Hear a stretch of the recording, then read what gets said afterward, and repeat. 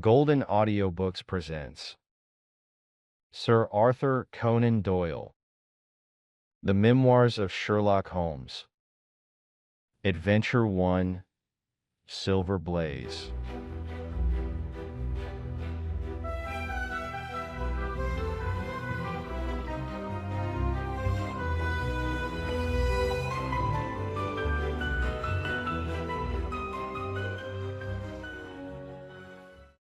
"I'm afraid, Watson, that I shall have to go," said Holmes as we sat down together to our breakfast one morning.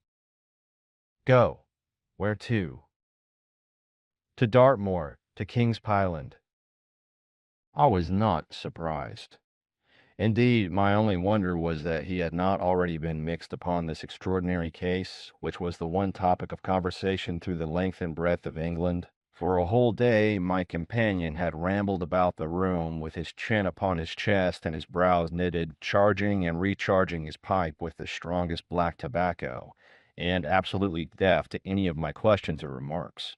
Fresh editions of every paper had been sent up by our newsagent, only to be glanced over and tossed down into a corner. Yet, silent as he was, I knew perfectly well what it was over which he was brooding.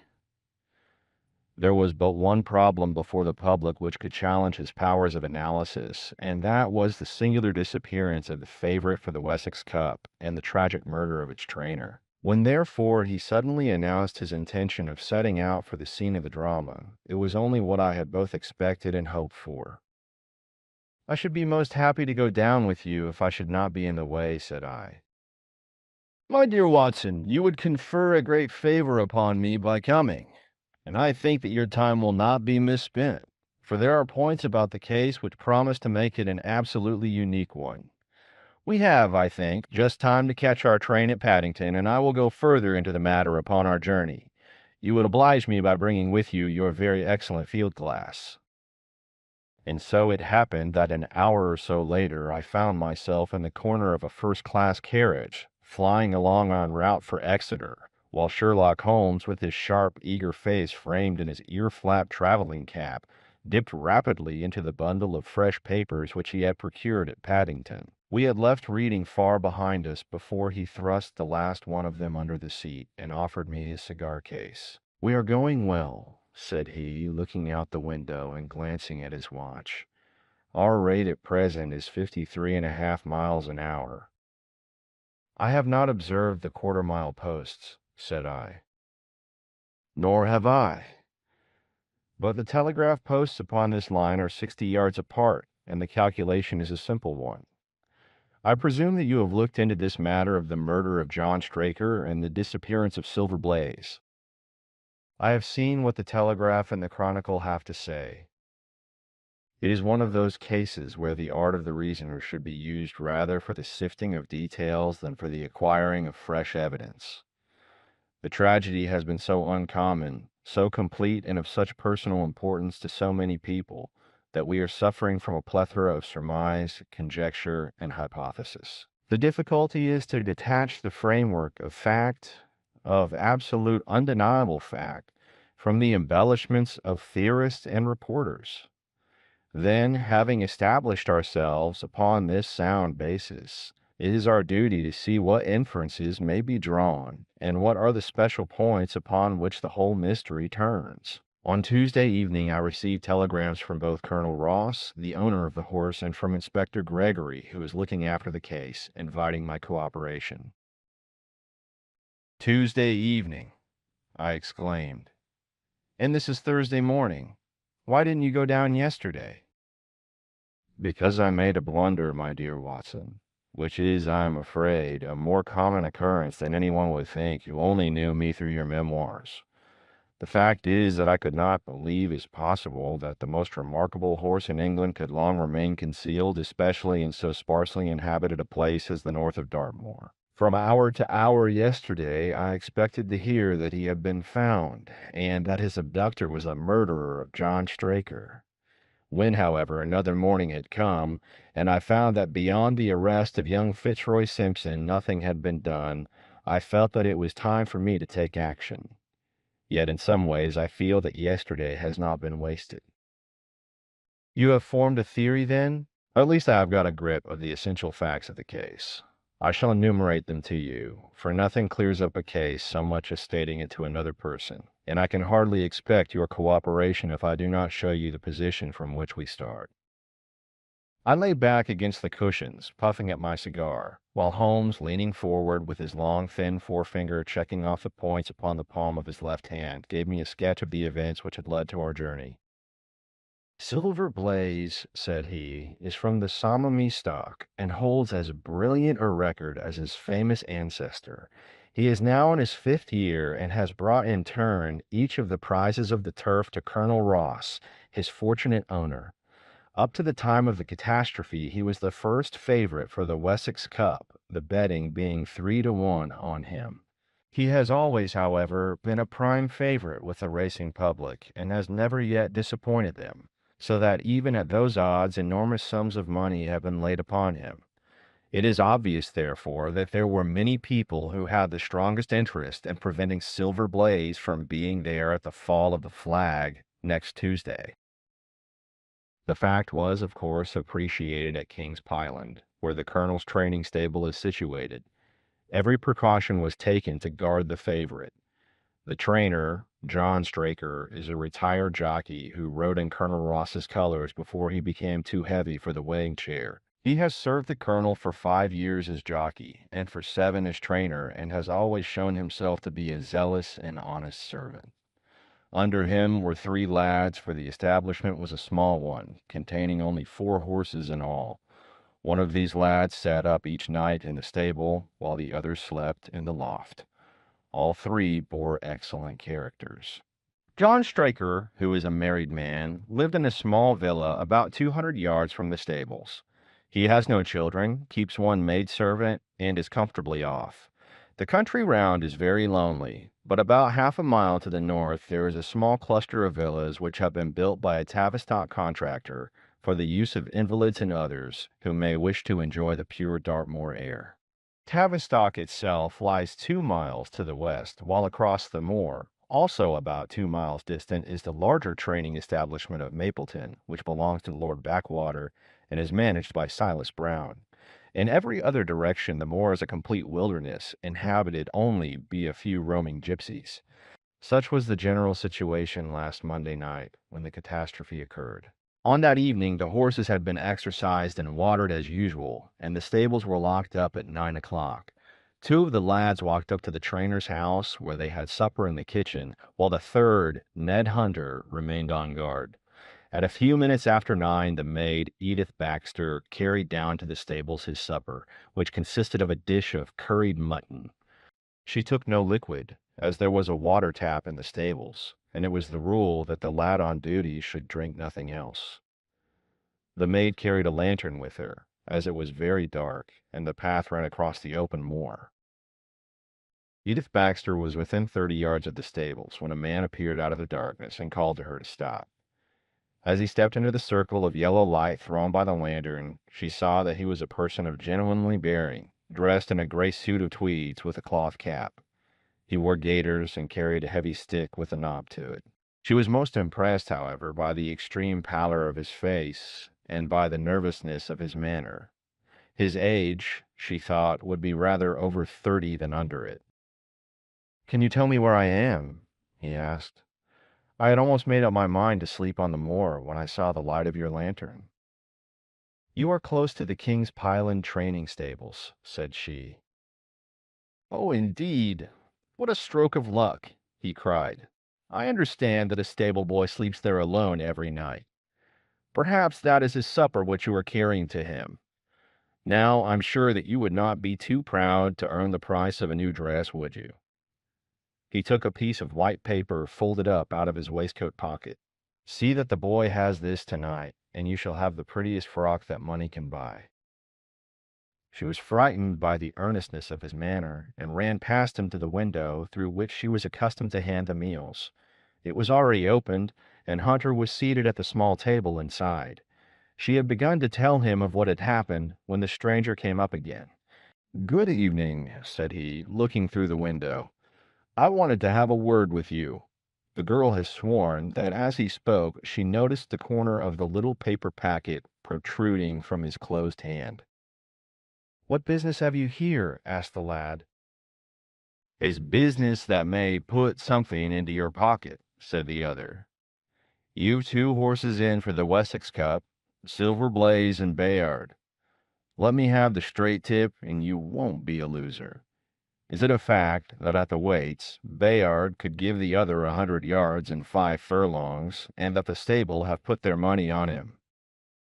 "So, you're one of those damned touts," cried the lad.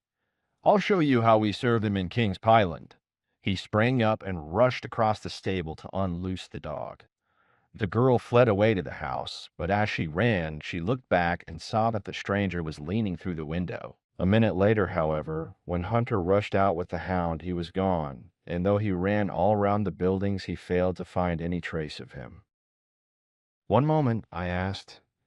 "Did the stable boy, when he ran out with the dog, leave the door unlocked behind him?" "Excellent, Watson, excellent," murmured my companion. The importance of the point struck me so forcibly that I sent a special wire to Dartmoor yesterday to clear the matter up. The boy locked the door before he left it. The window, I may add, was not large enough for a man to get through. Hunter waited until his fellow grooms had returned, when he sent a message to the trainer and told him what had occurred. Straker was excited at hearing the account, although he does not seem to have quite realized its true significance. It left him, however, vaguely uneasy, and Mrs. Straker, waking at 1 in the morning, found that he was dressing. In reply to her inquiries, he said that he could not sleep on account of his anxiety about the horses, and that he intended to walk down to the stables to see that all was well. She begged him to remain at home, as she could hear the rain pattering against the window, but in spite of her entreaties, he pulled on his large mackintosh and left the house. Mrs. Straker awoke at 7 in the morning to find that her husband had not yet returned. She dressed herself hastily, called the maid, and set off for the stables. The door was open. Inside, huddled together upon a chair, Hunter was sunk in a state of absolute stupor. The favorite stall was empty, and there were no signs of his trainer. The 2 lads who slept in the chaff-cutting loft above the harness room were quickly aroused. They had heard nothing during the night, for they are both sound sleepers. Hunter was obviously under the influence of some powerful drug, and as no sense could be got out of him, he was left to sleep it off, while the 2 lads and the 2 women ran out in search of the absentees. They still had hopes that the trainer had for some reason taken out the horse for early exercise. But on ascending the knoll near the house, from which all the neighboring moors were visible, they not only could see no signs of the missing favorite, but they perceived something which warned them that they were in the presence of a tragedy. About a quarter of a mile from the stables, John Straker's overcoat was flapping from a furze bush.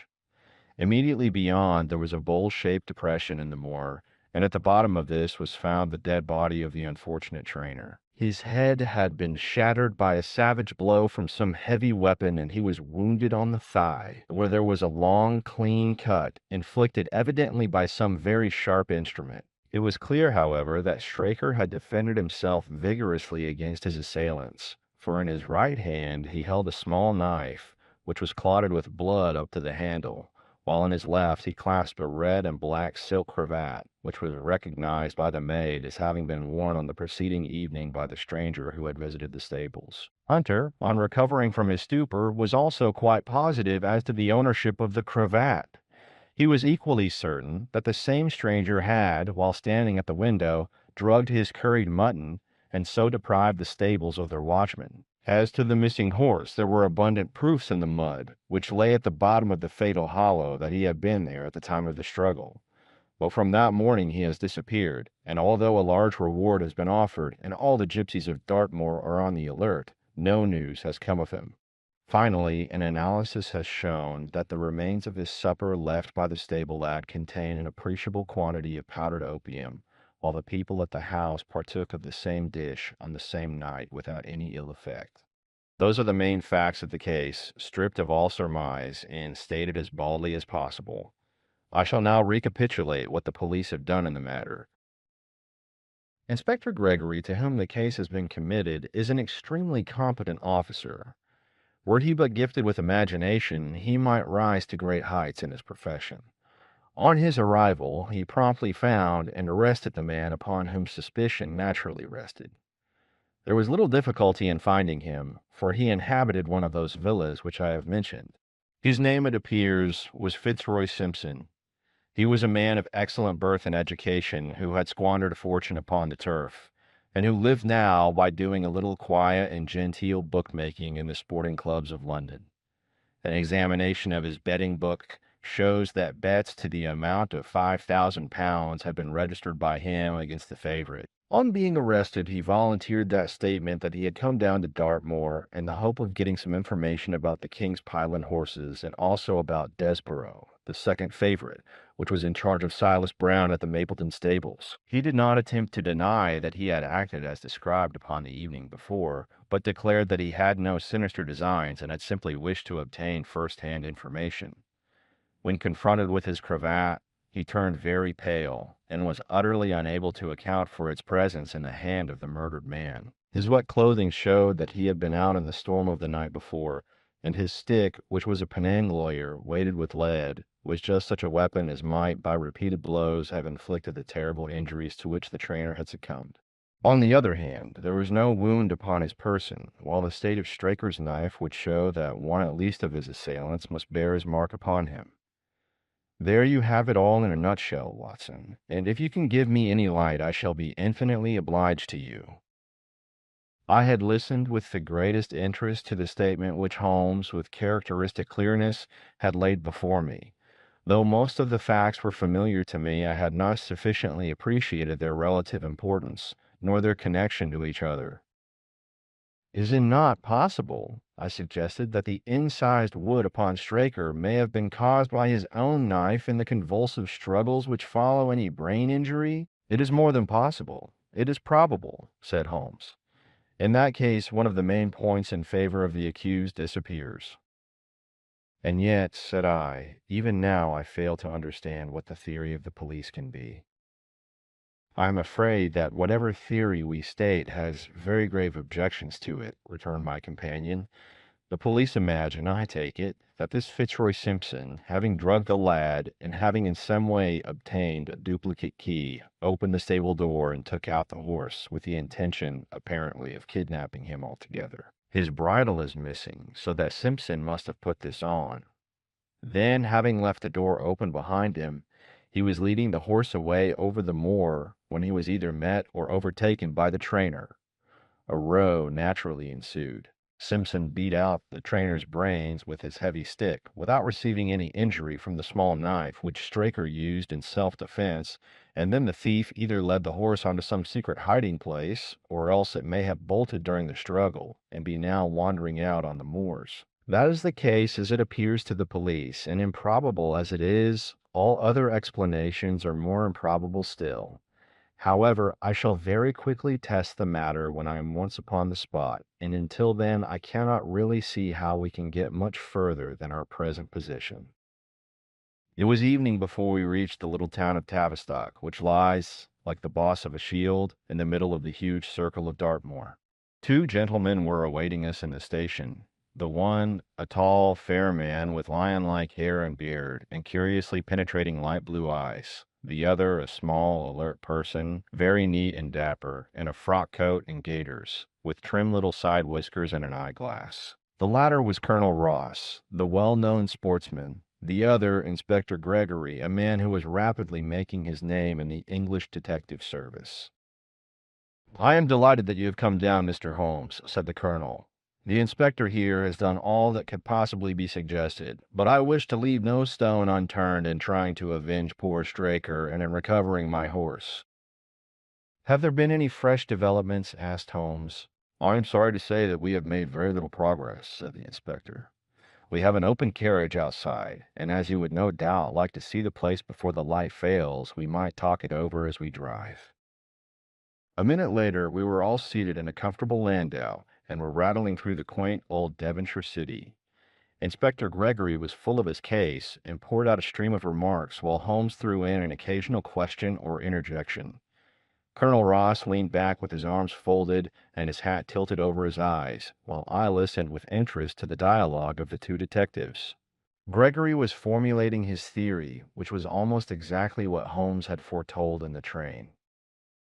"The net is drawn pretty close round Fitzroy Simpson," he remarked, "and I believe myself that he is our man.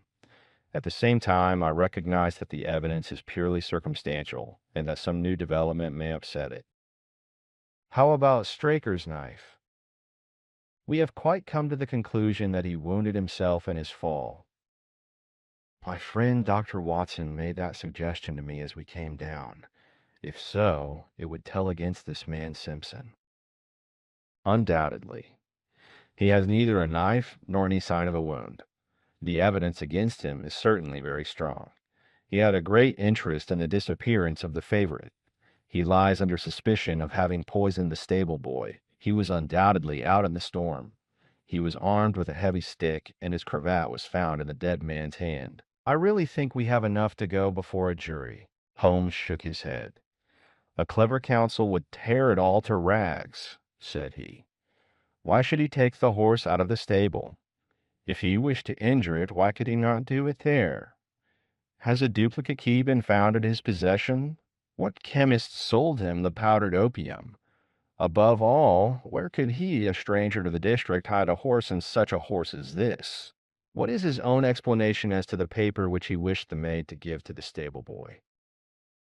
"He says that it was a 10-pound note. One was found in his purse. But your other difficulties are not so formidable as they seem.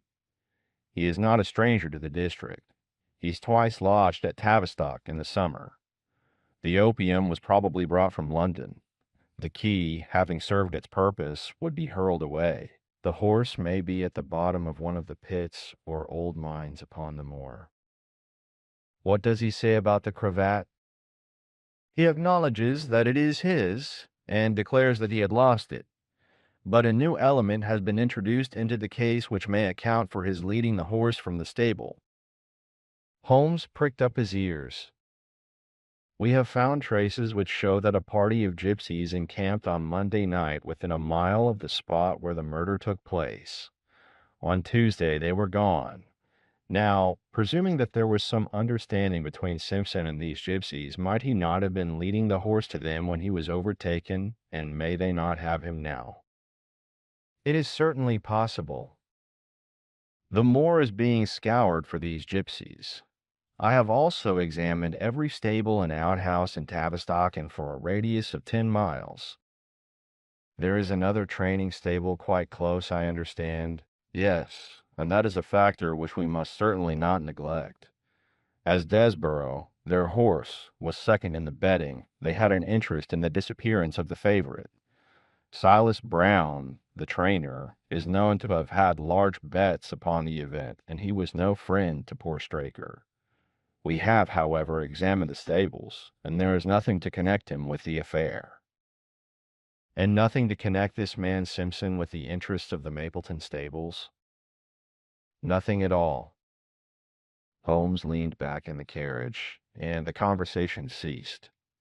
A few minutes later our driver pulled up at a neat little red brick villa with overhanging eaves which stood by the road. Some distance off, across a paddock, lay a long gray tiled outbuilding. In every other direction, the low curves of the moor, bronze-colored from the fading ferns, stretched away to the skyline, broken only by the steeples of Tavistock and by a cluster of houses away to the westward which marked the Mapleton stables. We all sprang out, with the exception of Holmes, who continued to lean back with his eyes fixed upon the sky in front of him, entirely absorbed in his own thoughts. It was only when I touched his arm that he roused himself with a violent start and stepped out of the carriage. "Excuse me," said he, turning to Colonel Ross, who had looked at him in some surprise. "I was daydreaming." There was a gleam in his eyes and a suppressed excitement in his manner which convinced me, used as I was to his ways, that his hand was upon a clue, though I could not imagine where he had found it. "Perhaps you would prefer at once to go on to the scene of the crime, Mr. Holmes," said Gregory. "I think that I should prefer to stay here a little and go into one or two questions of detail. Straker was brought back here, I presume?" Yes. He lies upstairs. The inquest is tomorrow. He has been in your service some years, Colonel Ross? I have always found him an excellent servant. I presume that you made an inventory of what he had in his pockets at the time of his death, Inspector. I have the things themselves in the sitting room, if you would care to see them. I should be very glad. We all filed into the front room and sat round the central table while the inspector unlocked a square tin box and laid a small heap of things before us. There was a box of Vestas, 2 inches of tallow candle, an ADP briarroot pipe, a pouch of sealskin with half an ounce of long-cut Cavendish, a silver watch with a gold chain, 5 sovereigns in gold, an aluminum pencil case, a few papers, and an ivory-handled knife with a very delicate, inflexible blade, marked Weiss and Company, London. "This is a very singular knife," said Holmes, lifting it up and examining it minutely. "I presume, as I see bloodstains upon it, that it is the one which was found in the dead man's grasp. Watson, this knife is surely in your line." "It is what we call a cataract knife," said I. "I thought so. A very delicate blade devised for very delicate work. A strange thing for a man to carry with him upon a rough expedition, especially as it would not shut in his pocket." "The tip was guarded by a disc of cork which we found beside his body," said the inspector. "His wife tells us that the knife had lain upon the dressing table, and that he had picked it up as he left the room. It was a poor weapon, but perhaps the best that he could lay his hands on at the moment." "Very possible. How about these papers?" "3 of them are receipted hay dealers' accounts. One of them is a letter of instructions from Colonel Ross. This other is a milliner's account for £37.15 made out by Madame Legerier of Bond Street to William Derbyshire. Mrs. Straker tells us that Derbyshire was a friend of her husband's, and that occasionally his letters were addressed here." "Madame Derbyshire had somewhat expensive tastes," remarked Holmes, glancing down the account. 22 guineas is rather heavy for a single costume. However, there appears to be nothing more to learn, and we may now go down to the scene of the crime. As we emerged from the sitting room, a woman who had been waiting in the passage took a step forward and laid her hand upon the inspector's sleeve. Her face was haggard and thin and eager, stamped with the print of a recent horror.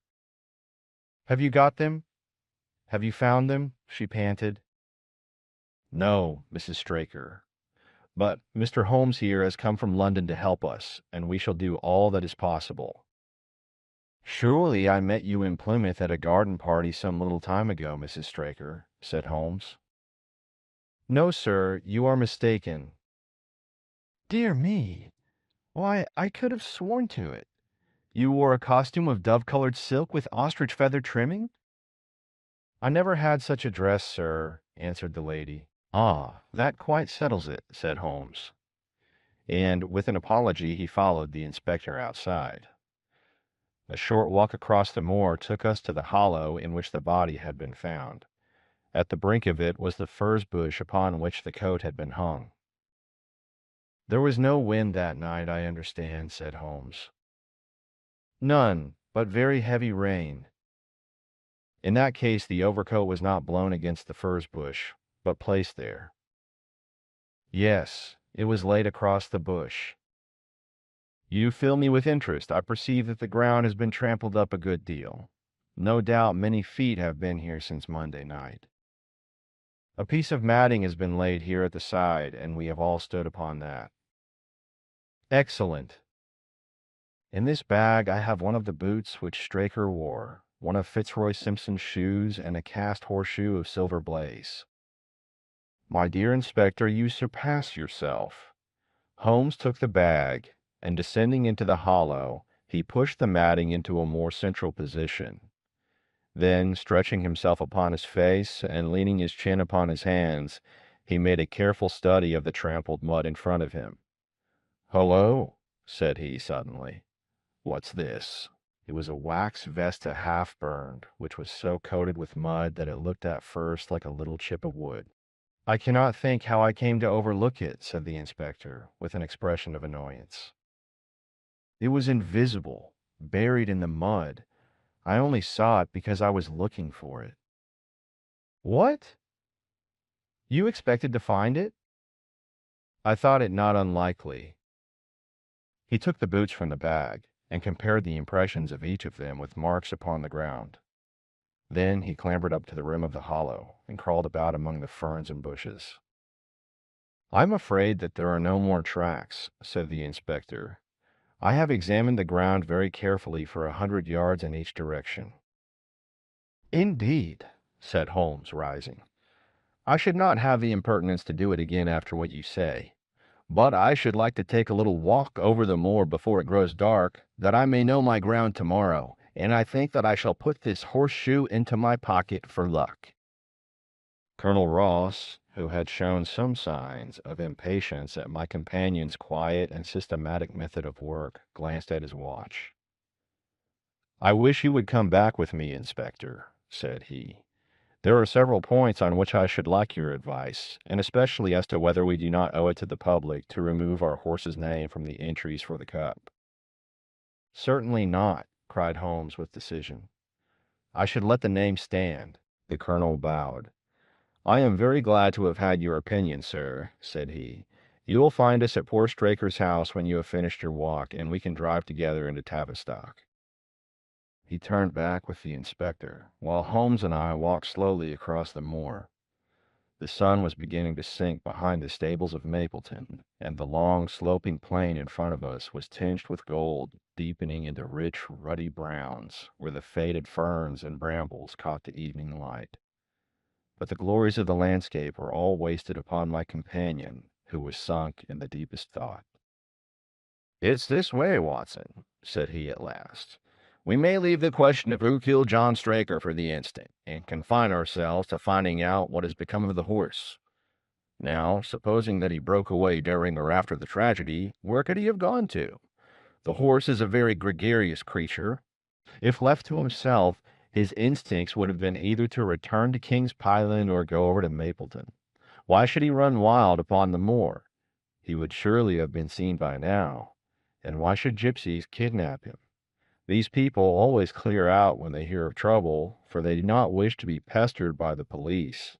They could not hope to sell such a horse. They would run a great risk and gain nothing by taking him. Surely that is clear.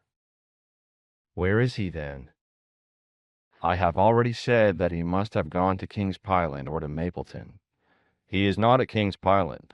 Therefore, he is at Mapleton. Let us take that as a working hypothesis, and see what it leads us to. This part of the moor, as the inspector remarked, is very hard and dry. But it falls away towards Mapleton, and you can see from here that there is a long hollow over yonder which must have been very wet on Monday night. If our supposition is correct, then the horse must have crossed that, and there is the point where we should look for his tracks. We had been walking briskly during this conversation, and a few more minutes brought us to the hollow in question. At Holmes' request, I walked down the bank to the right, and he to the left, but I had not taken 50 paces before I heard him give a shout, and saw him waving his hand to me. The track of a horse was plainly outlined in the soft earth in front of him, and the shoe which he took from his pocket exactly fitted the impression. "See the value of imagination," said Holmes. "It is the one quality which Gregory lacks. We imagined what might have happened, acted upon the supposition, and find ourselves justified. Let us proceed." We crossed the marshy bottom and passed over a quarter of a mile of dry, hard turf. Again the ground sloped, and again we came on the tracks. Then we lost them for half a mile, but only to pick them up once more quite close to Mapleton. It was Holmes who saw them first, and he stood pointing with a look of triumph upon his face. A man's track was visible beside the horse's. "The horse was alone before," I cried. "Quite so. It was alone before. Hello, what is this?" The double track turned sharp off and took the direction of King's Pyland. Holmes whistled, and we both followed along after it. His eyes were on the trail, but I happened to look a little to one side, and saw to my surprise the same tracks coming back again in the opposite direction. "One for you, Watson," said Holmes when I pointed it out. "You have saved us a long walk. which would have brought us back on our own traces. Let us follow the return track. We had not to go far. It ended at the paving of asphalt, which led up to the gates of the Mapleton stables. As we approached, a groom ran out from them. "We don't want any loiterers about here," said he. "I only wish to ask a question," said Holmes, with his finger and thumb in his waistcoat pocket. "Should I be too early to see your master, Mr. Silas Brown, if I were to call at 5 o'clock tomorrow morning?" "Bless you, sir, if anyone is about he will be, for he is always the first stirring. But here he is, sir, to answer your questions for himself. No, sir, no. It is as much as my place is worth to let him see me touch your money. Afterwards, if you like." As Sherlock Holmes replaced the half-crown which he had drawn from his pocket, a fierce-looking elderly man strode out from the gate with a hunting crop swinging in his hand. "What's this, Dawson?" he cried. "No gossiping. Go about your business. And you, what the devil do you want here?" "10 minutes' talk with you, my good sir," said Holmes in the sweetest of voices. "I've no time to talk to every gadabout. We want no stranger here. Be off, or you may find a dog at your heels." Holmes leaned forward and whispered something in the trainer's ear. He started violently and flushed to the temples. "It's a lie," he shouted, "an infernal lie." "Very good. Shall we argue about it here in public, or talk it over in your parlor?" "Oh, come in if you wish to." Holmes smiled. "I shall not keep you more than a few minutes, Watson," said he. "Now, Mr. Brown, I am quite at your disposal." It was 20 minutes, and the reds had all faded into grays before Holmes and the trainer reappeared. Never have I seen such a change as had been brought about in Silas Brown in that short time. His face was ashy pale, beads of perspiration shone upon his brow, and his hand shook until the hunting crop wagged like a branch in the wind. His bullying, overbearing manner was all gone too, and he cringed along at my companion's side like a dog with its master. "You instructions will be done. It shall all be done," said he. "There must be no mistake," said Holmes, looking round at him. The other winced as he read the menace in his eyes. "Oh, no, there shall be no mistake. It shall be there. Should I change it first or not?" Holmes thought a little and burst out laughing. "No, don't," said he. "I shall write to you about it. No tricks now, or—" "Oh, you can trust me, you can trust me." "Yes, I think I can." "Well, you shall hear from me tomorrow."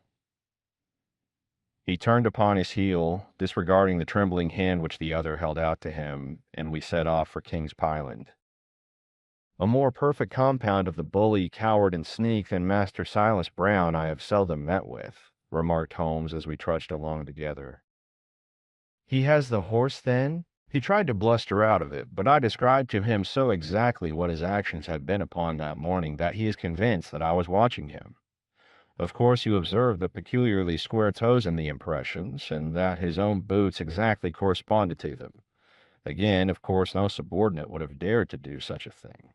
I described to him how, when, according to his custom, he was the first down, he perceived a strange horse wandering over the moor, how he went out to it, in his astonishment at recognizing, from the white forehead which has given the favorite its name, that chance had put in his power the only horse which could beat the one upon which he had put his money. Then I described how his first impulse had been to lead him back to King's Pyland, and how the devil had shown him how he could hide the horse until the race was over, and how he had led it back and concealed it at Mapleton. When I told him every detail, he gave it up and thought only of saving his own skin. "But his stables had been searched?" "Oh, an old horse fakir like him has many a dodge." "But are you not afraid to leave the horse in his power now, since he has every interest in injuring it?" "My dear fellow, he will guard it as the apple of his eye. He knows that his only hope of mercy is to produce it safe." Colonel Ross did not impress me as a man who would be likely to show much mercy in any case. The matter does not rest with Colonel Ross. I follow my own methods and tell as much or as little as I choose. That is the advantage of being unofficial. I don't know whether you observed it, Watson, but the Colonel's manner has been just a trifle cavalier to me. I'm inclined now to have a little amusement at his expense. Say nothing to him about the horse. Certainly not without your permission. And of course, this is all quite a minor point compared to the question of who killed John Straker. And you will devote yourself to that? On the contrary, we both go back to London by the night train. I was thunderstruck by my friend's words. We had only been a few hours in Devonshire, and that he should give up an investigation which he had begun so brilliantly was quite incomprehensible to me. Not a word more could I draw from him until we were back at the trainer's house. The colonel and the inspector were awaiting us in the parlor. My friend and I returned to town by the night express, said Holmes. We have had a charming little breath of your beautiful Dartmoor air. The inspector opened his eyes, and the colonel's lip curled in a sneer. So you despair of arresting the murderer of poor Straker, said he. Holmes shrugged his shoulders. There are certainly grave difficulties in the way, said he. I have every hope, however, that your horse will start upon Tuesday, and I beg that you will have your jockey in readiness. Might I ask for a photograph of Mr. John Straker? The inspector took one from an envelope and handed it to him. My dear Gregory, you anticipate all my wants. If I might ask you to wait here for an instant, I have a question which I should like to put to the maid. I must say that I am rather disappointed in our London consultant, said Colonel Ross bluntly, as my friend left the room. I do not see that we are any further than when he came. At least you have his assurance that your horse will run, said I. Yes, I have his assurance, said the colonel with a shrug of his shoulders. I should prefer to have the horse. I was about to make some reply in defense of my friend when he entered the room again. Now, gentlemen, said he, I am quite ready for Tavistock. As we stepped into the carriage, one of the stable lads held the door open for us. A sudden idea seemed to occur to Holmes, for he leaned forward and touched the lad upon the sleeve.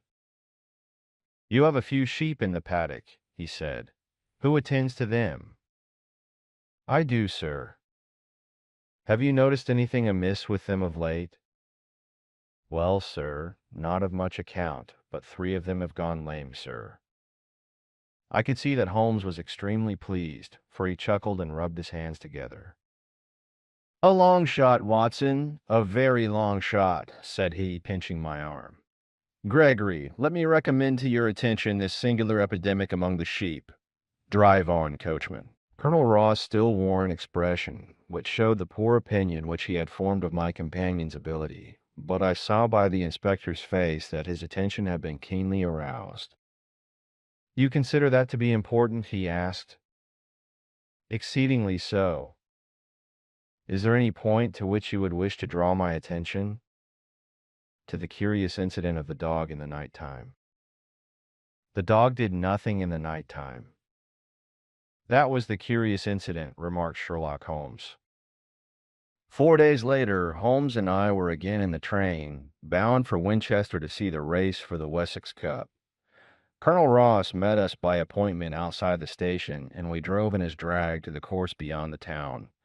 His face was grave, and his manner was cold in the extreme. I have seen nothing of my horse, said he. I suppose that you would know him when you saw him? Asked Holmes. The colonel was very angry. I have been on the turf for 20 years, and never was asked such a question as that before, said he. A child with no silver blaze, with his white forehead and his mottled off foreleg. How is the betting? Well, that is the curious part of it. You could have got 15 to 1 yesterday, but the price has become shorter and shorter until you can hardly get 3 to 1 now. Said Holmes. Somebody knows something, that is clear. As the drag drew up in the enclosure near the grandstand, I glanced at the card to see the entries. Wessex Plate, it ran 50 solves each HFT with 1,000 solves added for 4 and 5-year-olds. Second, L300. Third, L200. New course 1 mile and 5 furlongs. Mr. Heath Newton's the Negro. Red cap, cinnamon jacket. Colonel Wardlaw's pugilist. Pink cap, blue and black jacket. Lord Backwater's Desborough. Yellow cap and sleeves. Colonel Ross's silver blaze.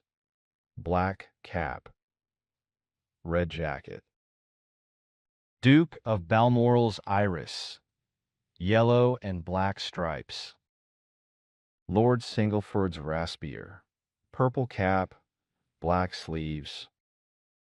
We scratched our other one and put all hopes on your word, said the colonel. Why, what is that? Silver Blaze favorite? 5-4 against Silver Blaze, roared the ring. 5-4 against Silver Blaze. 5-15 against Desborough. 5-4 on the field. There are the numbers up, I cried. They are all 6 there. All 6 there? Then my horse is running, cried the colonel in great agitation. But I don't see him. My colors have not passed. Only 5 have passed. This must be he. As I spoke, a powerful bay horse swept out from the waiting enclosure and cantered past us, bearing on its back the well-known black and red of the colonel. That's not my horse, cried the owner. That beast has not a white hair upon its body. What is this that you have done, Mr. Holmes? Well, well, let us see how he gets on, said my friend imperturbably. For a few minutes he gazed through my field glass. Capital! An excellent start, he cried suddenly. There they are, coming round the curve. From our drag we had a superb view as they came up the straight. The 6 horses were so close together that a carpet could have covered them, but halfway up, the yellow of the Mapleton stable showed to the front. Before they reached us, however, Desborough's bolt was shot, and the colonel's horse, coming away with a rush, passed the post a good 6 lengths before its rival, the Duke of Balmoral's iris, making a bad third. It's my race anyhow, gasped the colonel, passing his hand over his eyes. I confess that I can make neither head nor tail of it. Don't you think that you have kept up your mystery long enough, Mr. Holmes? Certainly, Colonel. You shall know everything. Let us all go round and have a look at the horse together. Here he is, he continued, as we made our way into the weighing enclosure, where only owners and their friends find admittance. You have only to wash his face and his leg in spirits of wine, and you will find that he is the same old Silver Blaze as ever. You take my breath away. I found him in the hands of a fakir, and took the liberty of running him just as he was sent over. My dear sir, you have done wonders. The horse looks very fit and well. It never went better in its life. I owe you 1,000 apologies for having doubted your ability. You have done me a great service by recovering my horse. You would do me a greater still if you could lay your hands on the murderer of John Straker. I have done so, said Holmes quietly. The colonel and I stared at him in amazement. You have got him. Where is he, then? He is here. Here? Where? In my company at the present moment. The colonel flushed angrily. I quite recognize that I am under obligations to you, Mr. Holmes, said he, but I must regard what you have just said as either a very bad joke or an insult. Sherlock Holmes laughed. I assure you that I have not associated you with the crime, Colonel, said he. The real murderer is standing immediately behind you. He stepped past and laid his hand upon the glossy neck of the thoroughbred. The horse, cried both the colonel and myself. Yes, the horse. And it may lessen his guilt if I say that it was done in self-defense, and that John Straker was a man who was entirely unworthy of your confidence.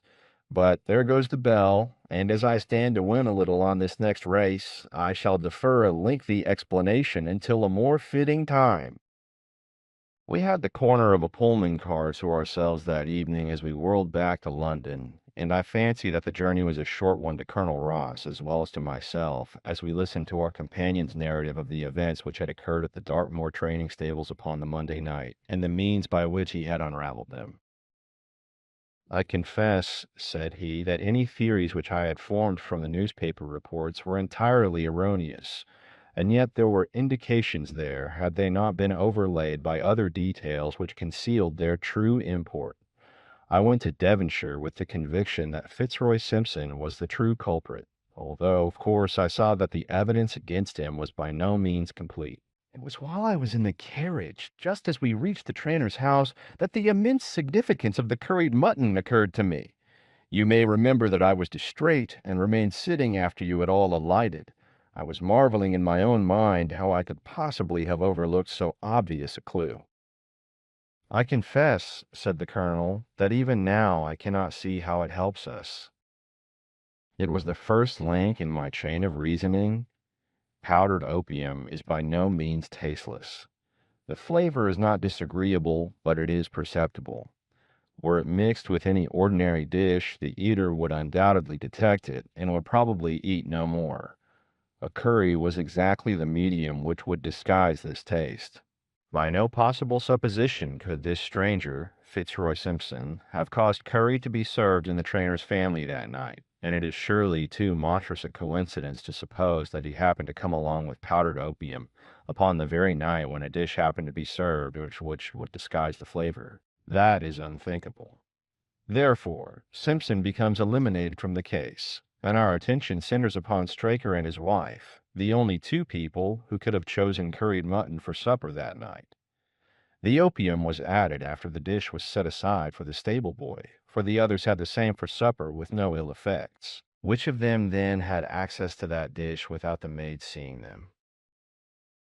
Before deciding that question, I had grasped the significance of the silence of the dog, for one true inference invariably suggests others. The Simpson incident had shown me that a dog was kept in the stables, and yet, though someone had been in and had fetched out a horse, he had not barked enough to arouse the two lads in the loft. Obviously, the midnight visitor was someone whom the dog knew well.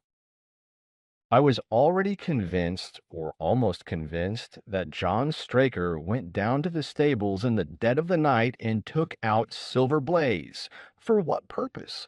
For a dishonest one, obviously, or why should he drug his own stable boy? And yet I was at a loss to know why. There have been cases before now where trainers have made sure of great sums of money by laying against their own horses through agents and then preventing them from winning by fraud. Sometimes it is a pulling jockey. Sometimes it is some surer and subtler means. What was it here? I hoped that the contents of his pockets might help me to form a conclusion. And they did so. You cannot have forgotten the singular knife which was found in the dead man's hand, a knife which certainly no sane man would choose for a weapon. It was, as Dr. Watson told us, a form of knife which is used for the most delicate operations known in surgery, and it was to be used for a delicate operation that night. You must know, with your wide experience of turf matters, Colonel Ross, that it is possible to make a slight nick upon the tendons of a horse's ham, and to do it subcutaneously so as to leave absolutely no trace.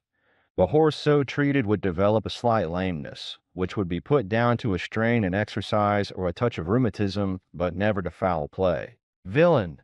Scoundrel! Cried the Colonel. We have here the explanation of why John Straker wished to take the horse out onto the moor. So spirited a creature would have certainly roused the soundest of sleepers when it felt the prick of the knife. It was absolutely necessary to do it in the open air. I have been blind, cried the Colonel. Of course, that was why he needed the candle, and struck the match. Undoubtedly. But in examining his belongings, I was fortunate enough to discover not only the method of the crime, but even its motives. As a man of the world, Colonel, you know that men do not carry other people's bills about in their pockets. We have most of us quite enough to do to settle our own. I at once concluded that Straker was leading a double life and keeping a second establishment. The nature of the bill showed that there was a lady in the case, and one who had expensive tastes. Liberal as you are with your servants, one can hardly expect, that they can buy 20 guinea walking dresses for their ladies. I questioned Mrs. Straker as to the dress without her knowing it, and having satisfied myself that it had never reached her, I made a note of the milliner's address, and felt that by calling there with Straker's photograph I could easily dispose of the mythical Derbyshire. From that time on, all was plain. Straker had led out the horse to a hollow where his light would be invisible. Simpson in his flight had dropped his cravat, and Straker had picked it up, with some idea perhaps that he might use it in securing the horse's leg. Once in the hollow, he had got behind the horse and had struck a light, but the creature, frightened at the sudden glare, and with the strange instinct of animals feeling that some mischief was intended, had lashed out, and the steel shoe had struck Straker full on the forehead. He had already, in spite of the rain, taken off his overcoat in order to do his delicate task, and so, as he fell, his knife gashed his thigh. Do I make it clear? "Wonderful!" cried the colonel. "Wonderful! You might have been there." My final shot was, I confess, a very long one. It struck me that so astute a man as Straker would not undertake this delicate tendon nicking without a little practice. What could he practice on? My eyes fell upon the sheep, and I asked a question which, rather to my surprise, showed that my surmise was correct. When I returned to London, I called upon the milliner, who had recognized Straker as an excellent customer of the name of Derbyshire, who had a very dashing wife with a strong partiality for expensive dresses. I have no doubt that this woman had plunged him over head and ears in debt, and so led him into this miserable plot. "You have explained all but one thing," cried the colonel. "Where was the horse?" "Ah, it bolted, and was cared for by one of your neighbors. We must have an amnesty in that direction, I think. This is Clapham Junction, if I am not mistaken, and we shall be in Victoria in less than 10 minutes. If you care to smoke a cigar in our rooms, Colonel, I shall be happy to give you any other details which might interest you."